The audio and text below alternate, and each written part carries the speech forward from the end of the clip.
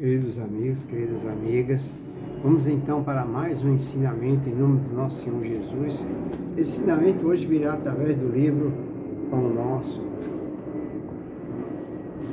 Abrindo aqui ao acaso, caiu aqui no capítulo 87, que vem um ensinamento bíblico que está em 2 Paulo de Tarso, 2 Timóteo 2:2.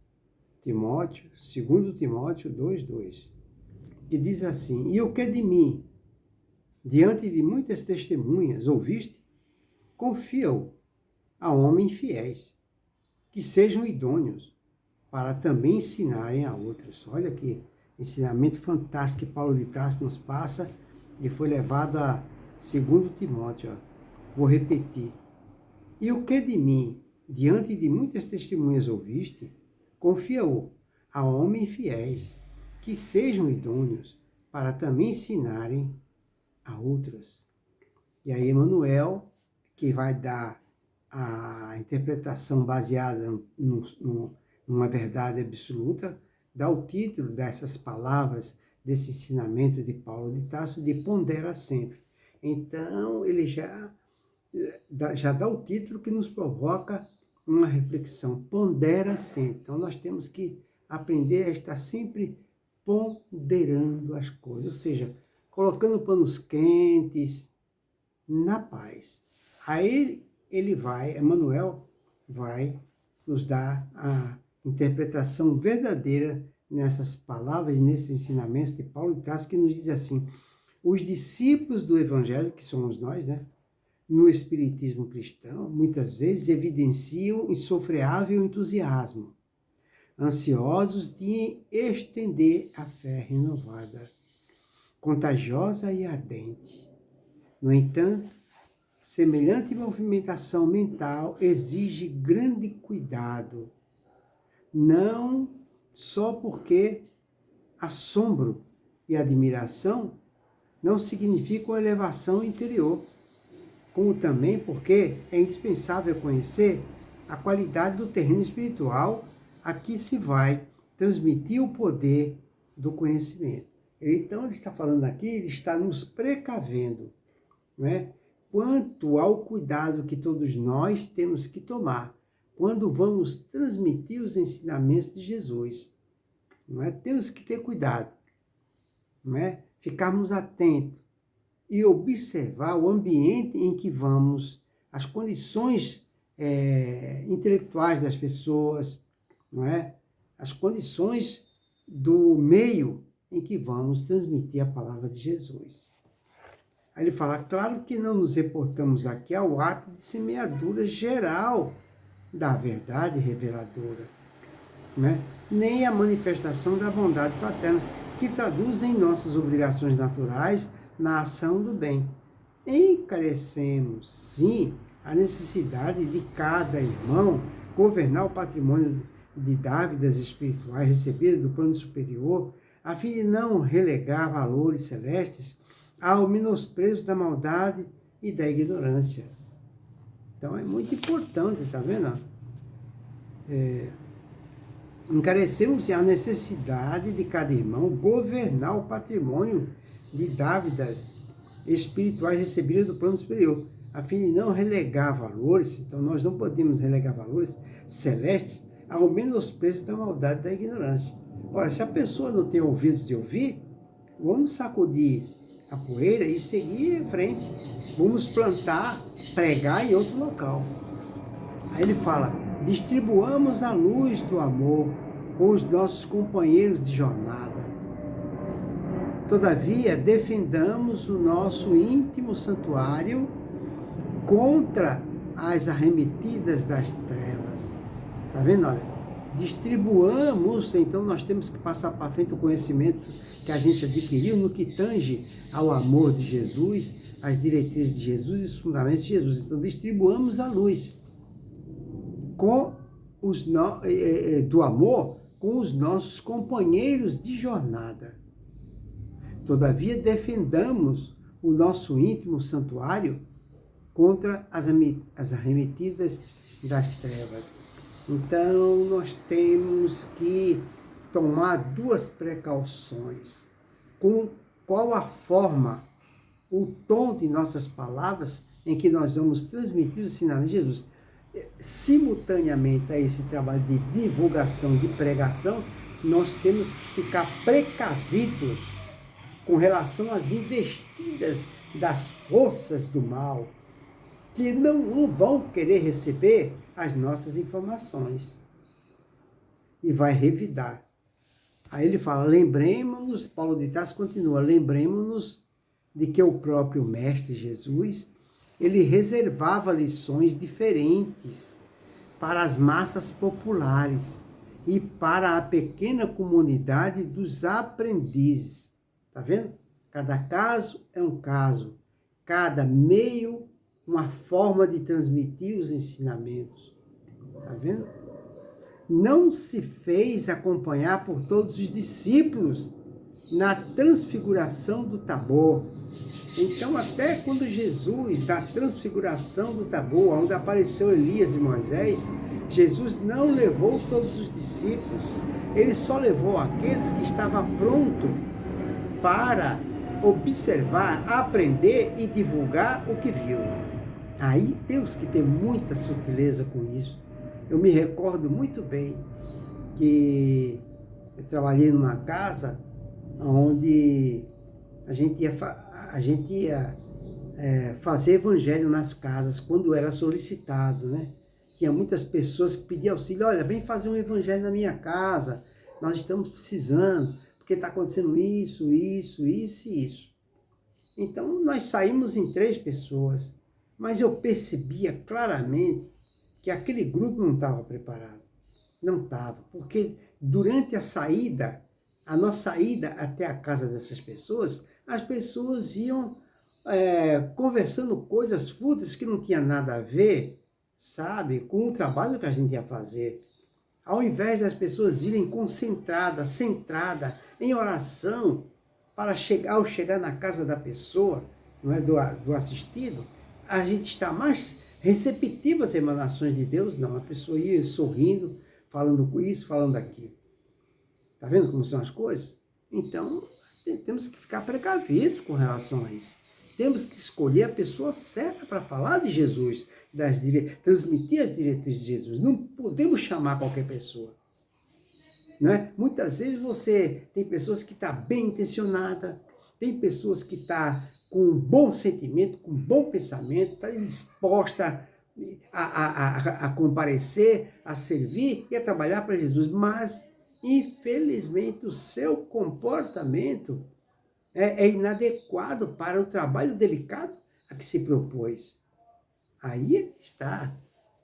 Eu vou repetir o que Paulo de Tarso, né? Olha o que Emmanuel nos diz. Lembremos-nos de que o próprio Jesus reservava lições diferentes para as massas populares, né?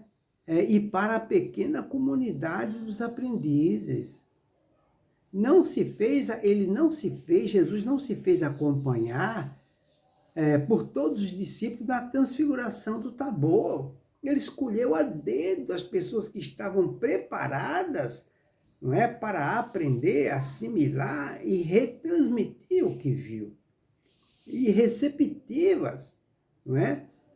Na última ceia, aguarda a ausência de Judas para comentar as angústias que sobreviriam.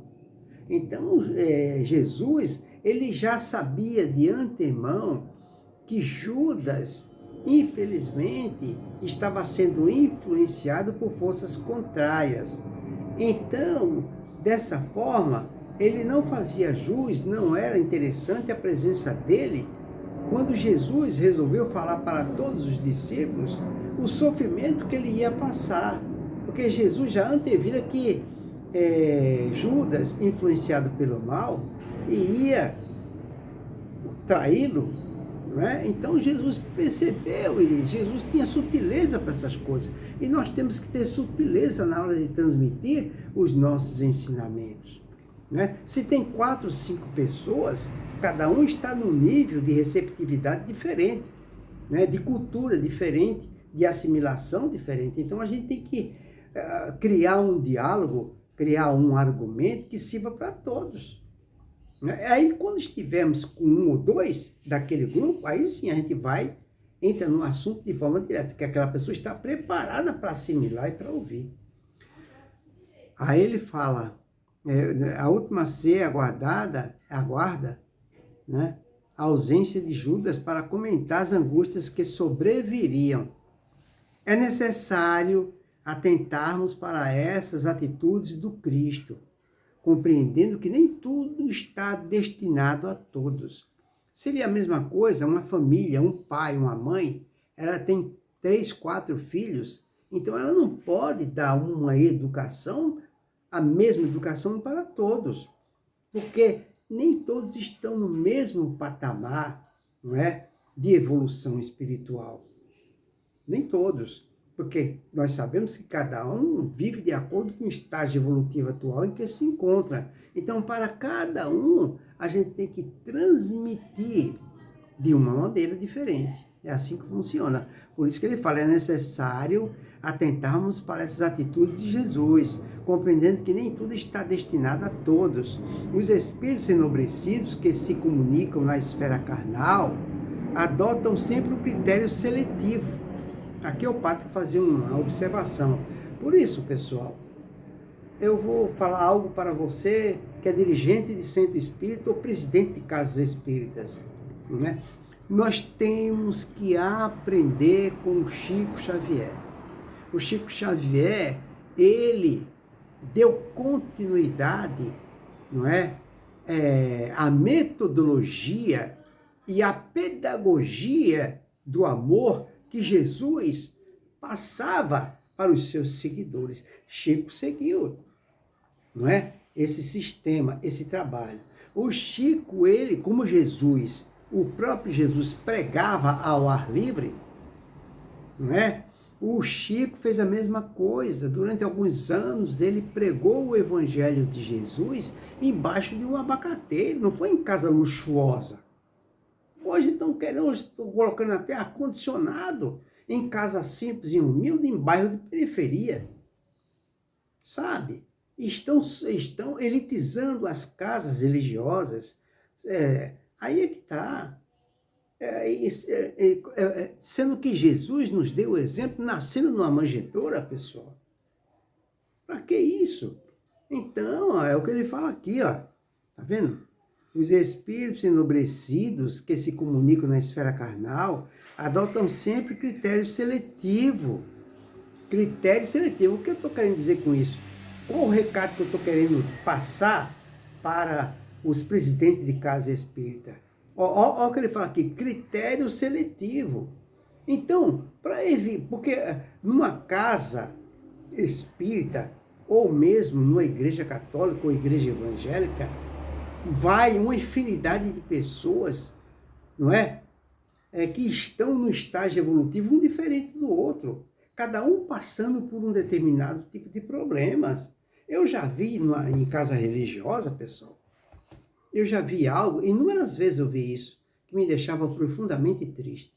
Numa certa ocasião, numa casa religiosa que eu fui, eu conhecia as pessoas, né? Então tinha uma pessoa que ela estava desempregada, então ela estava indo na casa religiosa justamente porque esse era o seu conflito. Teve uma mulher, ela estava indo lá porque o conflito dela era a separação. A outra estava indo lá por causa do filho que estava mexendo com droga. E o outro estava indo lá porque estava pensando em cometer suicídio. 5 situações diferentes. Mas acontece que essa casa religiosa já tinha uma programação dos ensinamentos que ia passar, uma espécie de cartilha para o ano inteiro, né?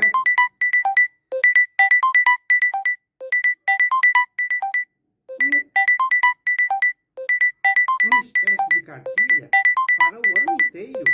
Como pode ser isso? Né? Como pode ser isso? Uma espécie de cartilha para o ano inteiro. E aí,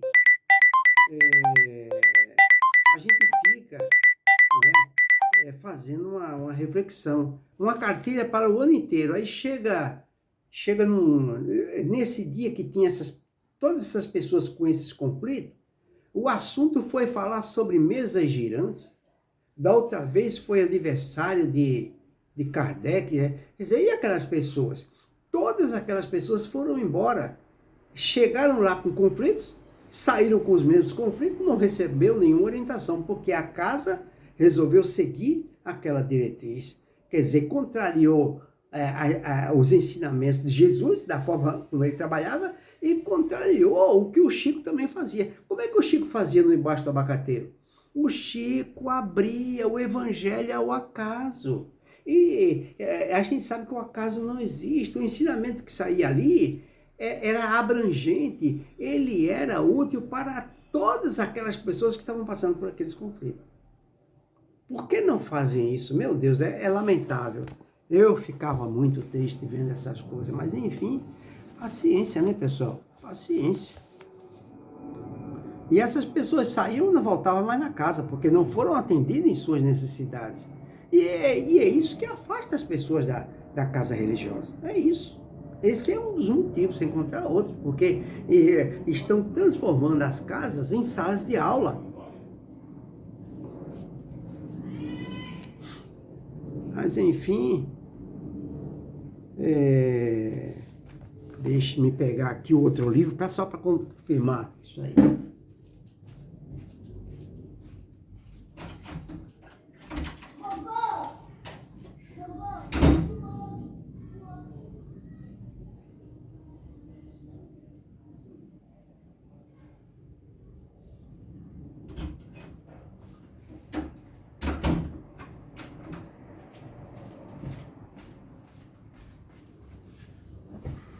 Então, voltando, fui pegar aqui, só para comprovar, né? Mas, enfim, aí ele fala, eu vou repetir essa parte. É necessário atentarmos para essas atitudes do Cristo, compreendendo que nem tudo está destinado a todos. Os espíritos enobrecidos, os espíritos de luz, que se comunicam na esfera carnal, adotam sempre o critério seletivo. O critério seletivo, buscando criaturas idôneas e fiéis, tá vendo? Habilitadas a ensinar aos outros. Tá vendo só? Como é que pode uma casa religiosa, seja ela evangélica, católica, seja ela qual for, não é? A pessoa que está ali com uma liderança, ensinando para todos aqueles que entram na casa para receber um alento, uma consolação, está recebendo diretrizes de forma equivocada. É muito, muito complicada essa situação. Aí ele fala, fiéis e habilitados, tem que ser idôneas. Olha só, todo dirigente de casa religiosa tem que ser pessoas idôneas, fiéis, habilitadas a ensinar aos outros. Olha a responsabilidade. Habilitadas a ensinar os outros, pessoal. E eu ainda acrescentaria aqui, ó, tem que ser pessoas que estejam voltadas para o cristianismo, né? A sua evangelização tem que estar cristianizadas e evangelizadas no Cristo para poder transmitir os ensinamentos de Jesus. Porque, pessoal, é importante salientar o seguinte.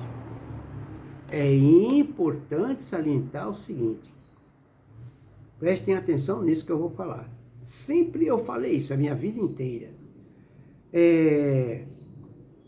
Todo o responsável por casas religiosas do espiritismo, seja ele de Umbanda, seja ele de Candomblé, seja ele dessa linha afro aí, seja qual seja, ou então seja qualquer igreja evangélica, qualquer igreja católica, qualquer sinagoga, qualquer a maçonaria, qualquer uma dessas, qualquer religião da face da terra, os seus responsáveis, os palestrantes, os oradores, por mais eloquentes que sejam, por mais culto que sejam, eles não têm eles estão proibidos de transmitir para os assistidos ali, né, para os seus frequentadores, seus pontos de vista.